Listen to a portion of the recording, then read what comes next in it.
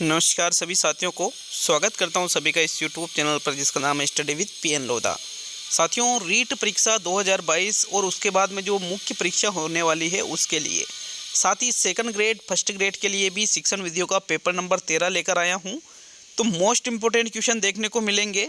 आपको यदि निश्चित सिलेक्शन लेना है तो आपको लगातार अभ्यास करना जरूरी है साथियों, और उसी अभ्यास में मैं आपका निश्चित रूप से लगातार सहयोग करूँगा। तो चलिए वीडियो को शुरू करते हैं। इसके पहले शिक्षण विधियों के 12 टेस्ट यहाँ पर मैंने डाल दिए हैं। मनोविज्ञान के भी आपके रोजाना टेस्ट आ रहे हैं, शिक्षण विधियों के आपके टेस्ट आ रहे हैं। राजस्थान जीके के आपको आरबीएससी और एनसीईआरटी की किताबों से पूरी डिटेल से पढ़ाया जा रहा है और अंत में प्रश्न भी पूछे जा रहे हैं। मैथ्स की आपकी क्लास आ रही है और साथ में हिंदी की भी आपके रेगुलर क्लास से 1-2 दिन बाद आ जाएगी साथियों। तो इसी प्रकार से सही तैयारी करने के लिए, फैक्ट आधारित विश्वसनीय तैयारी करने के लिए चैनल को सब्सक्राइब करें और वीडियो को लाइक शेयर जरूर करें। तो चलिए शुरू करते हैं आज के इस वीडियो को। पहला प्रश्न देखेंगे साथियों। आपके प्रश्न संख्या 1 है, शिक्षक प्रधान शिक्षण विधि कौन सी है? प्रयोजना विधि, व्याख्यान विधि, प्रयोगशाला विधि और निरीक्षित अध्ययन विधि। देखो, एक होती है शिक्षक प्रधान शिक्षण विधि और एक होती है छात्र प्रधान शिक्षण विधि। तो यहाँ पर प्रयोजना, प्रयोगशाला और निरीक्षित अध्ययन विधि तीनों ही यहाँ पर छात्र प्रधान शिक्षण विधियाँ हैं, लेकिन व्याख्यान विधि यहाँ शिक्षक प्रधान शिक्षण विधियों के अंतर्गत आ जाती है। तो विकल्प नंबर आपका 2 सही है प्रश्न नंबर 1 में। नेक्स्ट प्रश्न संख्या 2 पे आते हैं। तो दूसरा प्रश्न देखेंगे आपके प्रश्न नंबर 2। शिक्षण प्रक्रिया में सहायक सामग्री का महत्व है। शिक्षण प्रक्रिया को बोधगम्य बनाने में, शिक्षण प्रक्रिया को रुचिकर बनाने में, शिक्षण प्रक्रिया में सफलता लाने के लिए और इनमें से सभी। तो देखो, सहायक सामग्री जब हम शिक्षण में यूज करेंगे साथियों, तो शिक्षण प्रक्रिया बोधगम्य बनेगी, शिक्षण प्रक्रिया रुचिकर बनेगी और शिक्षण प्रक्रिया सफल भी होगी साथियों। तो उपयुक्त सभी वाला जो चौथा विकल्प है आपके, यही आपका सही आंसर होगा प्रश्न संख्या 2 में। चलिए आगे बढ़ेंगे अब हम प्रश्न संख्या 3 पर। तो तीसरा प्रश्न आपके प्रश्न संख्या 3 है, सृजनशीलता के विकास के लिए निम्न में से कौन सी क्रिया सर्वाधिक महत्वपूर्ण है? पहला विकल्प, रंगों की पहचान के खेल खेलना बंद करना, चित्र पठन करना, वाद्य की सहायता से व्यायाम करना और खिलौने बनाना। देखो, सृजनशीलता का आपको विकास करना है। सृजनात्मकता या सृजनशीलता क्या होती है कि जिसमें कुछ नया किया जाता है या फिर जिसमें समस्या का जो समाधान है बिल्कुल मौलिक तरीके से किया जाता है साथियों, एक तरह से बिल्कुल नयापन, तो ये कहलाता है सृजनशीलता।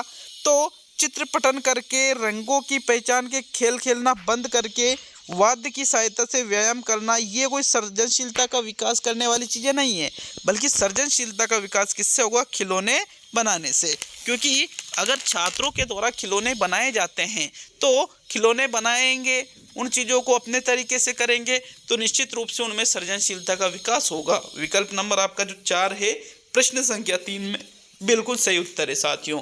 चलिए अब हम आगे बढ़ेंगे प्रश्न संख्या 4 की ओर। तो चलिए देख लेते हैं आपके प्रश्न नंबर 4 को। देखिए, चौथा प्रश्न आपके है, ये देखिएगा प्रश्न नंबर 4 को। बालकों में लिपि गुण तथा सृजनशीलता का विकास किस कौशल के माध्यम से होता है? श्रवण कौशल के माध्यम से, पठन कौशल के माध्यम से, वाचन कौशल के माध्यम से और लेखन कौशल के माध्यम से। तो देखो, लिपि गुण मतलब लिखने का गुण। तो साथियों, लिखने का गुण पठन से, श्रवण से या वाचन से नहीं होगा, बल्कि लेखन कौशल के माध्यम से बालकों में लिपि गुण और सृजनशीलता का विकास हो सकता है। आपके चौथा विकल्प आपके प्रश्न संख्या 4 में सही है। नेक्स्ट आगे बढ़ते हैं प्रश्न संख्या 5 की ओर। तो चलिए 5वां प्रश्न देखेंगे आपके प्रश्न संख्या 5। भाषा शिक्षक द्वारा श्रुत लेख उपागम का प्रयोग किन किन कौशलों को विकसित करने में सहायक है? श्रवण व पठन, श्रवण व लेखन, वाचन व लेखन और पठन व लेखन। तो यहाँ पर बात की जा रही है श्रुत लेख उपागम की। श्रुत लेख का मतलब क्या होता है? जिसमें अध्यापक बोलता है, छात्र उसको सुन करके लिखते हैं। तो साथियों, एक तो छात्र क्या कर रहे हैं, यहाँ पर छात्र सुन रहे हैं, तो मतलब उनमें श्रवण कौशल का विकास होगा। फिर सुन करके क्या कर रहे हैं, लिख रहे हैं, तो मतलब उनमें लेखन कौशल का भी विकास होगा। तो मतलब अर्थात यहाँ पर जो श्रुत लेख उपागम है, इससे श्रवण व लेखन कौशल का विकास किया जाता है। तो दूसरा विकल्प आपके प्रश्न संख्या 5 में सही है। नेक्स्ट आगे बढ़ते हैं अब हम प्रश्न संख्या 6 की ओर। तो चलिए देख लेते हैं आपके प्रश्न संख्या 6 को। साथियों आपके प्रश्न नंबर 6 है, कक्षा शिक्षण में छात्रों द्वारा सामूहिक वाचन व अनुकरण वाचन से छात्रों में किस कौशल का विकास होता है? श्रवण कौशल का, पठन कौशल का, वाचन कौशल का, लेखन कौशल का। तो पहले आप प्रश्न को समझ लीजिए कि कक्षा शिक्षण में छात्रों द्वारा क्या किया जा रहा है?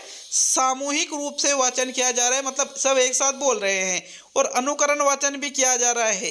तो साथियों इसका मतलब लेखन कौशल का तो विकास नहीं होगा, क्योंकि लिख तो कहीं नहीं रहे, और छात्र अगर बोल रहे हैं सामूहिक रूप से तो श्रवण कौशल का भी विकास नहीं होगा, बल्कि उसमें जो बच्चे हैं उनमें वाचन कौशल का विकास होगा।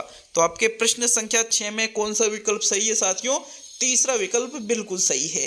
अगर आपको किसी भी प्रश्न में किसी भी प्रकार की कोई त्रुटि नजर आती है तो हमें नीचे कमेंट बॉक्स में जरूर बताएं, और फिर कारण भी बताएं कि भाई इस कारण से, ठीक है। तो चलिए नेक्स्ट प्रश्न नंबर 7 पे आते हैं। आपके प्रश्न संख्या 7, एक बालक जो हकलाता है उसे वाचन दक्षता में निपुण करने के लिए निम्न में से कौन सा वाचन अधिक उपयुक्त होगा? सामूहिक वाचन, मौन वाचन, एकल वाचन और आदर्श वाचन। देखो यहाँ पर बालक क्या कर रहा है? हकला रहा है, चीजों को बोलने में हकलाता है। तो वाचन दक्षता में आपको क्या बनाना है? निपुण, मतलब कि भाई ये हकलाना बंद कर दे और अच्छे से वाचन करना सीख जाए। तो मौन वाचन करके क्या आप ऐसा कर सकते हो? आपका उत्तर होगा नहीं, क्योंकि मौन वाचन में तो वो उच्चारण ही नहीं करेगा, मन ही मन पड़ेगा, तो कैसे पता चलेगा कि वो हकला रहा है। यहाँ पर एकल वाचन करवाओगे तो और ज़्यादा दिक्कत होगी, क्योंकि जो उसके साथी है उसका हो सकता है मजाक उड़ाने लग जाए इस चीज़ के लिए। साथियों आदर्श वाचन अध्यापक करता है, और सामूहिक वाचन में सभी बच्चे जब एक साथ वाचन करेंगे तो सभी के साथ साथ वो भी वाचन कर लेगा, और यहाँ पर उसका जो हकलाना है वो कम होता जाएगा धीरे धीरे। तो पहला विकल्प आपके 7वें प्रश्न में सही है। नेक्स्ट प्रश्न नंबर 8 पे आएंगे। तो आपके 8वां प्रश्न, एक बालक किसी सुने हुए शब्द को ठीक प्रकार से उच्चारित नहीं कर पाता है, इसके लिए शिक्षक को क्या करना चाहिए? विश्लेषण विधि द्वारा शुद्ध उच्चारण पर बल देना चाहिए, बालक को अनुकरण और अभ्यास का मौका देना चाहिए, लिखकर बोलने की सलाह देनी चाहिए, और हस्तक्षेप नहीं करना चाहिए। तो यहाँ पर ये जो चौथा विकल्प है 8वें प्रश्न का, ये तो बिल्कुल ही गलत है कि हस्तक्षेप नहीं करना चाहिए, क्योंकि वो सुने हुए शब्द को ठीक प्रकार से उच्चारित नहीं कर पा रहा है, तो ये थोड़ी है कि गलत ही बोलने देंगे, गलत। तो फिर ये तो चौथा तो गलत हो गया। लिखकर बोलने की सलाह, ये भी गलत हो गया साथियों। दूसरा या पहला विकल्प इसमें सही है। तो देखो एक शिक्षक होने के नाते बालक को अनुकरण और अभ्यास का हम मौका देंगे। कई लोग इसमें प्रथम विकल्प पर भी जाएंगे, तो आप हमें कमेंट करके अपनी राय दे सकते हो, बट यहाँ पर ज़्यादा बेस्ट विकल्प आपके दूसरा वाला रहेगा। बालक को अनुकरण, कि आप बोल करके बताओगे फिर बालक बोलेगा, और साथ ही फिर बोलने के बाद में अभ्यास करने का भी आप उसको मौका दोगे। तो दूसरा विकल्प आपके 8वें प्रश्न में सही है। नेक्स्ट प्रश्न नंबर 9 पे आएंगे। 9वां प्रश्न, भाषा शिक्षा में विकासात्मक प्रश्नों का उपयोग है पाठ की प्रस्तावना के लिए, पाठ की पुनरावृत्ति के लिए, पाठ को छात्रों की सहायता से विकसित करने के लिए, और छात्रों का पूर्व ज्ञान मालूम करने के लिए। तो देखो विकासात्मक प्रश्नों का उपयोग प्रस्तावना के लिए नहीं किया जाता, क्योंकि ये प्रस्तावना में तो पूर्व ज्ञान पर आधारित प्रश्न होते हैं। पुनरावृत्ति के लिए भी नहीं किया जाता है, बल्कि जो विकासात्मक प्रश्न होते हैं साथियों, इनका उपयोग किस लिए किया जाता है? ताकि छात्रों की सहायता से पाठ को विकसित किया जा सके। आपके प्रश्न संख्या 9 में जो तीसरा विकल्प है यही आपका सही आंसर होगा।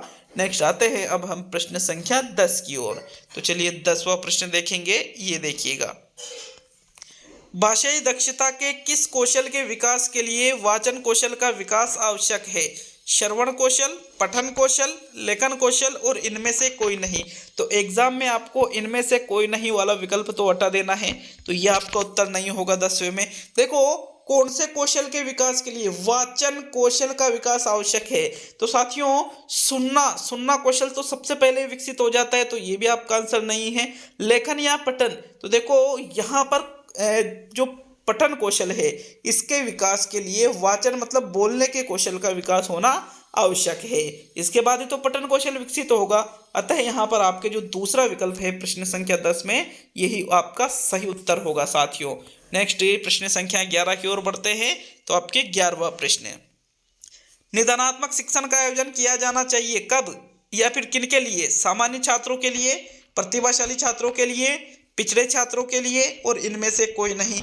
तो भाई वापस इनमें से कोई नहीं को तो आपको हटा देना है। एग्जाम में ये वाला विकल्प सही नहीं होता है। देखो निदानात्मक शिक्षण का आयोजन क्या सामान्य, प्रतिभाशाली, पिछले तीनों में से एक को चुनना पड़ेगा आपको। तो भाई दिए गए विकल्पों के अनुसार फिर हम इस प्रश्न में जिस विकल्प पर जाएंगे वो है विकल्प नंबर 3, पिछड़े छात्रों के लिए, क्योंकि साथियों यहाँ पर सामान्य और प्रतिभाशाली इससे आगे रहते हैं। तो अतः पिछड़े छात्रों के लिए हमें निदानात्मक शिक्षण का आयोजन करना चाहिए। विकल्प 3 आपके प्रश्न संख्या 11 में सही है। नेक्स्ट प्रश्न संख्या 12 की ओर बढ़ते हैं। तो 12वां प्रश्न, भाषा शिक्षण में विषय वस्तु के कठिनाई स्थल की खोज करने के लिए निम्न में से कौन सा उपाय अधिक उपयोगी है? प्रवेश पूर्व परीक्षा करा लेनी चाहिए, निदानात्मक परीक्षण करना चाहिए, उपचारात्मक परीक्षण करना चाहिए और सतत मूल्यांकन करना चाहिए। तो देखो आपको कठिनाई स्थल की खोज करना है। क्या करना है आपको? कठिनाई स्थल की खोज, कि आखिर बच्चे को कौन सी जगह पर सीखने में कठिनाई आ रही है। तो साथियों जहां पर कठिनाई की खोज की जाती है उसके लिए हम निदानात्मक परीक्षण करते हैं, जबकि उस कठिनाई को दूर करने के लिए हम उपचारात्मक परीक्षण करते हैं। सतत मूल्यांकन तो लगातार चलने वाला मूल्यांकन है। अतः यहाँ पर आपका जो दूसरा विकल्प है प्रश्न संख्या 12 में, यही आपका सही उत्तर होगा साथियों। नेक्स्ट प्रश्न संख्या 13 की ओर बढ़ते हैं। तो आपके 13वां प्रश्न, उपचारात्मक शिक्षण में समूह का निर्माण निम्न में से किस सिद्धांत के आधार पर करना चाहिए? कक्षा के अनुसार, विषय के अनुसार, कक्षा व विषय के अनुसार और इनमें से कोई नहीं। तो वापस हम क्या करेंगे 13वें प्रश्न में, इनमें से कोई नहीं वाले विकल्प को हटा देंगे। साथियों उपचारात्मक शिक्षण का निर्माण कब करेंगे हम? उपचारात्मक शिक्षण आप बना रहे हैं, मतलब यहाँ पर बच्चों की कमजोरियों को दूर करने का कार्य किया जा रहा है। अब आप समूह का निर्माण कर रहे हो तो समूह का निर्माण कक्षा के अनुसार भी होना चाहिए और विषय के अनुसार भी होना चाहिए। मान लो कि भाई किसी विशिष्ट सब्जेक्ट में दिक्कत आ रही है तो एक तो वो, और किसी विशेष क्लास को दिक्कत आ रही है तो एक तो वो। तो फिर कक्षा व विषय के अनुसार हमें उपचारात्मक शिक्षण में समूह का निर्माण करना चाहिए। थर्ड विकल्प आपके प्रश्न संख्या 13 में सही है। नेक्स्ट आगे बढ़ेंगे अब हम प्रश्न संख्या 14 की ओर। तो आपके 14वां प्रश्न, व्यक्तिगत उपचारात्मक शिक्षण का आयोजन कब किया जाना चाहिए? निदानात्मक परीक्षण से पहले, सामूहिक उपचारात्मक शिक्षण से पहले, यहाँ पर से पहले लिखा था मैंने, से पहले इस प्रकार लिखा था, टाइपिंग मिस्टेक त्रुटि हुई है वहां पर, सामूहिक उपचारात्मक शिक्षण के बाद और कभी कभी। तो देखो उपचारात्मक शिक्षण और निदानात्मक शिक्षण का हम आयोजन कर रहे हैं, तो निदान के बाद में किसका आयोजन किया जाता है? उपचार का। अब साथियों पहले हम सामूहिक उपचारात्मक शिक्षण का आयोजन करते हैं, मतलब एक साथ सभी की जो कमियां हैं उनको दूर करने का कार्य सामूहिक उपचारात्मक में कर देंगे। लेकिन अगर फिर भी किसी बच्चे की कमियां दूर नहीं हो पाती है तो फिर उसके बाद में व्यक्तिगत उपचारात्मक शिक्षण का आयोजन किया जाता है। तो किसके बाद में? सामूहिक उपचारात्मक शिक्षण करने के बाद में व्यक्तिगत उपचारात्मक शिक्षण का आयोजन किया जाना चाहिए। तो सामूहिक उपचारात्मक शिक्षण के बाद वाला विकल्प कौन सा है? विकल्प नंबर 3, सामूहिक उपचारात्मक शिक्षण के बाद में व्यक्तिगत उपचारात्मक शिक्षण का आयोजन किया जाना चाहिए। थर्ड विकल्प आपके प्रश्न संख्या 14 में सही है। नेक्स्ट आगे बढ़ेंगे साथियों प्रश्न संख्या 15 पर। तो चलिए 15वां प्रश्न देखते हैं। मूल्यांकन की अप्रमापीकृत विधि है साक्षात्कार, रुचि परीक्षण, निष्पत्ति परीक्षण और व्यक्तित्व परीक्षण। देखो मूल्यांकन की प्रमापीकृत विधि और मूल्यांकन की अप्रमापीकृत विधि दोनों अलग अलग होती है। प्रमापीकृत विधि अधिक विश्वसनीय, अधिक वेद वाली होती है, ठीक है, मैंने आपको पिछले टेस्टों में भी बताया था। और अप्रमापीकृत विधि कम विश्वसनीय होती है साथियों। तो यहाँ पर रुचि परीक्षण, व्यक्तित्व परीक्षण, निष्पत्ति परीक्षण तीनों ही मूल्यांकन की प्रमापीकृत विधियों के अंतर्गत आ जाता है। किसके अंतर्गत? यहाँ पर प्रमापीकृत विधियों के अंतर्गत ये आ जाती है। लेकिन आपके जो साक्षात्कार है ये मूल्यांकन की अप्रमापीकृत विधियों के अंतर्गत आएगी। तो विकल्प 1 आपके प्रश्न संख्या 15 में सही है। नेक्स्ट आगे बढ़ेंगे प्रश्न संख्या 16 पर। तो चलिए 16वां प्रश्न देख लेते हैं। आपके प्रश्न संख्या 16 है, किसी परीक्षा में कुछ प्रश्न पाठ्यक्रम के से बाहर के आ गए हैं, इससे परीक्षा के किस गुण या विशेषता का हनन होता है? वस्तुनिष्ठता का, व्यापकता का, वेदता का और विविध कार्य का। तो देखो प्रश्न को समझो और फिर आपको उत्तर देना है कि प्रश्न क्या पूछ रहा है। प्रश्न आपसे कह रहा है कि कोई परीक्षा ली जाती है, अब कुछ प्रश्न क्या हो रहे हैं? पाठ्यक्रम से बाहर के आगे। तो पाठ्यक्रम से बाहर के आगे मतलब वो वस्तुनिष्ठ तो है, व्यापक भी हो सकते हैं, लेकिन वो वेद नहीं कहलाएगा। फिर क्या नहीं कहलाएगा? वो वेद नहीं कहलाएगा साथियों। मतलब उसमें वेदता की जो विशेषता है, वेदता नामक जो विशेषता है मूल्यांकन की, उसका हनन हो रहा है। विकल्प नंबर आपका 3 सही है प्रश्न नंबर 16 में, क्योंकि जिस उद्देश्य के लिए बनाया गया है उससे भी बाहर के प्रश्न है, तो फिर मतलब वो वेद नहीं है। नेक्स्ट प्रश्न संख्या 17 की ओर बढ़ते हैं साथियों। तो चलिए 17वां प्रश्न, छोटी कक्षाओं के लिए विज्ञान शिक्षण की कौन सी विधि उपयुक्त है? प्रयोगशाला विधि, प्रदर्शन या व्याख्यान युक्त प्रदर्शन विधि, व्याख्यान विधि और योजना विधि। तो भाई छोटी कक्षाओं में आपको विज्ञान पढ़ाना है। अब यहाँ पे आप व्याख्यान विधि का तो प्रयोग करोगे ही नहीं, क्योंकि ये छोटी कक्षाओं के लिए उपयोगी नहीं मानी जाती है। प्रयोगशाला विधि में छात्र प्रयोग करके सीखते हैं। अब छोटी कक्षा में छात्र प्रयोग करके सीखेगा तो कई तरह के नुकसान होने की संभावना होती है, ठीक है, इसलिए ये भी आपका सही उत्तर नहीं होगा। लेकिन साथियों जो प्रदर्शन या व्याख्यान युक्त प्रदर्शन विधि है, इसमें अध्यापक प्रदर्शन करता है, अध्यापक प्रदर्शन के साथ साथ व्याख्यान भी देता है और छात्र उसको देखते हैं, जो भी चीजें मन में आती है उन सवालों का जवाब भी अध्यापक से ले लेते हैं। तो ये सबसे बेस्ट विधि मानी जाएगी प्राथमिक स्तर पर विज्ञान शिक्षण के लिए। विकल्प नंबर आपका 2 सही है साथियों प्रश्न संख्या 17 में। नेक्स्ट प्रश्न नंबर 18 पे आते हैं। तो आपके 18वां प्रश्न ये देखिएगा, शिक्षण में सबसे अधिक उपयोग किस विधि का होता है? प्रदर्शन विधि का, प्रयोगशाला विधि का, योजना विधि का और व्याख्यान विधि का। तो नॉर्मली अपने आप को देख लेना, जो आप पढ़े हो, इतने साल से आप जो पढ़ रहे हो साथियों, सर्वाधिक किस विधि का प्रयोग आपने देखा है? कौन सा देखा है? प्रदर्शन विधि का? क्या सबसे ज्यादा बार प्रदर्शन करके आपको पढ़ाया गया है? आपका उत्तर होगा नहीं। क्या आपको अधिकतर बार प्रयोगशाला में प्रयोग करके सिखाया गया है? आपको उत्तर होगा नहीं। क्या योजना विधि का कभी प्रयोग किया गया है? आपको उत्तर होगा कभी कर लिया होगा तो पता नहीं, ठीक है। लेकिन आप कहोगे कि व्याख्यान विधि से हमें पढ़े हैं साथियों। लगभग सबसे ज्यादा यूज व्याख्यान विधि का ही प्रयोग होता है। तो चौथा विकल्प आपका प्रश्न संख्या 18 में सही है। नेक्स्ट प्रश्न संख्या 19 की ओर बढ़ेंगे। तो आपके 19वां प्रश्न, किसे अध्यापक का दाहिना हाथ कहा जाता है? माइक्रो प्रोजेक्टर को, रजिस्टर को, चार्ट को और श्यामपट्ट को। तो साथियों अध्यापक का दाहिना हाथ इनमें से किसे कहा जाएगा? प्रश्न संख्या 19 का सही उत्तर आपको बताना है।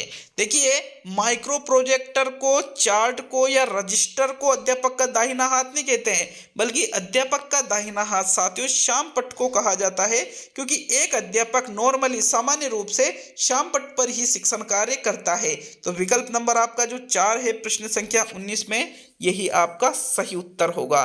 चलिए आगे बढ़ेंगे प्रश्न संख्या 20 पर। तो आपके 20वां प्रश्न, विज्ञान शिक्षण की वह विधि जिसमें छात्र को एक खोजी के रूप में कार्य करने का अवसर दिया जाता है कहलाती है?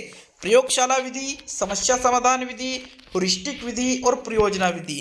तो साथियों छात्र के द्वारा कौन सा कार्य किया जा रहा है? खोजी के रूप में, खोजी के रूप में। तो जो खोज विधि है इसमें ही ऐसा कार्य किया जाएगा। अब प्रयोजना विधि, समस्या समाधान विधि या प्रयोगशाला विधि को खोज विधि नहीं कहते, बल्कि जो ह्यूरिस्टिक विधि है, या हम जिसको अनुसंधान विधि भी कह सकते हैं, या फिर आप इसको खोज विधि भी कह सकते हो साथियों, इसमें जो छात्र होता है वो एक खोजी के रूप में कार्य करता है। तो विकल्प नंबर आपका 3 सही है प्रश्न संख्या 20 में। नेक्स्ट आगे बढ़ेंगे प्रश्न संख्या 21 की ओर। तो 21वां प्रश्न देखते हैं, कौशलात्मक उद्देश्य का उदाहरण है। कौशलात्मक उद्देश्य का उदाहरण आपसे पूछा है। तुलना करना, गणित की आकृतियां बना सकेंगे, गणित संबंधी लेखा पढ़ेंगे और समस्या को आत्मविश्वास के साथ हल कर सकेगा। तो देखो एक छात्र है, अगर तुलना कर रहा है तो वो अवबोधात्मक उद्देश्य की पूर्ति हो रही है। किसकी पूर्ति हो रही है? अवबोधात्मक उद्देश्य की। अगर आकृतियां बना रहा है तो वो कौशलात्मक उद्देश्य की पूर्ति हो रही है, और यही आपसे पूछा है। तो गणित की आकृतियां बना सकेंगे साथियों, ये एक कौशलात्मक उद्देश्य का उदाहरण है। विकल्प नंबर आपका 2 सही है प्रश्न संख्या 21 में। नेक्स्ट आगे बढ़ते हैं प्रश्न संख्या 22 पर। तो 22वां प्रश्न साथियों, हर्बर्ट की पंचपदी योजना का प्रथम पद कौन सा है? प्रथम पद कह दो या प्रथम सोपान कह दो, तो कौन सा है प्रथम सोपान?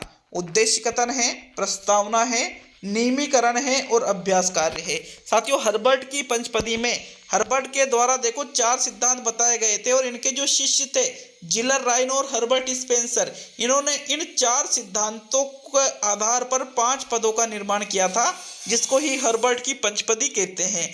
इसका जो प्रस्तावना वाला जो पद है ये इसका प्रथम पद कहलाता है साथियों। तो मतलब प्रस्तावना वाला जो विकल्प है आपके दूसरा प्रश्न संख्या 22 में, यही आपका सही उत्तर होगा। चलिए आगे बढ़ेंगे प्रश्न नंबर 23 की। नीचे हमें कमेंट में जरूर बता करके जाइएगा कि भाई आपके टोटल कितने प्रश्न सही हो रहे हैं। वीडियो आपको कैसा लगा, समझाने का तरीका आपको कैसे लगा कि भाई जो तरीका है समझाने का वो, और साथ ही कोई त्रुटि नज़र आती है तो निश्चित रूप से कमेंट जरूर करिएगा। साथियों हमारा हौसला अफजाई करने के लिए चैनल को सब्सक्राइब जरूर करिएगा। साथियों 23वां प्रश्न है, एक छात्र आयत, त्रिभुज, वर्ग आदि की परिभाषा बता सकता है, बताओ उस छात्र का यह ज्ञान किस उद्देश्य से संबंधित है। कौशलात्मक उद्देश्य से संबंधित है, ज्ञानात्मक उद्देश्य से संबंधित है, ज्ञानोपयोग उद्देश्य से संबंधित है या अवबोधात्मक उद्देश्य से संबंधित है। जहां पर भी प्रश्न में ये पूछा जाता है कि परिभाषा बताना, तो कोई सी भी परिभाषा छात्र यदि बताता है साथियों तो मतलब वो ज्ञानात्मक उद्देश्य की पूर्ति हो रही है। परिभाषा बताना किसी भी चीज की वो ज्ञानात्मक उद्देश्य कहलाता है। सेकंड विकल्प आपके 23वें प्रश्न में सही है। नेक्स्ट प्रश्न नंबर 24 पे आते हैं। तो आपके 24वां प्रश्न, एक अध्यापक छात्रों को 2 वस्तुओं में तुलना करना, अंतर करना सिखाता है। अध्यापक छात्रों में किस शैक्षिक उद्देश्य को विकसित करना चाहता है। अवबोध, ज्ञानात्मक, कौशलात्मक और ज्ञानोपयोग। तो देखो ज्ञानात्मक में तो क्या किया जाता है, परिभाषा वगैरह बताई जाती है, तो यहाँ पर वो तो तुलना और अंतर करने सिखाने की बात की जा रही है। कौशलात्मक में आकृतियां बनाने की बात की जाती है और अवबोधात्मक में तुलना और अंतर करने की बात की जाती है। तो विकल्प 1 आपके 24वें प्रश्न में सही है। अब आज का अंतिम और 25वां क्वेश्चन देखेंगे साथियों, लेकिन वापस कह रहा हूं कि वीडियो को अभी तक लाइक शेयर नहीं किया है तो जरूर करके जाइएगा। तो अंतिम और 25वां प्रश्न है, गणित सभ्यता और संस्कृति का दर्पण है, यह कथन किसका है।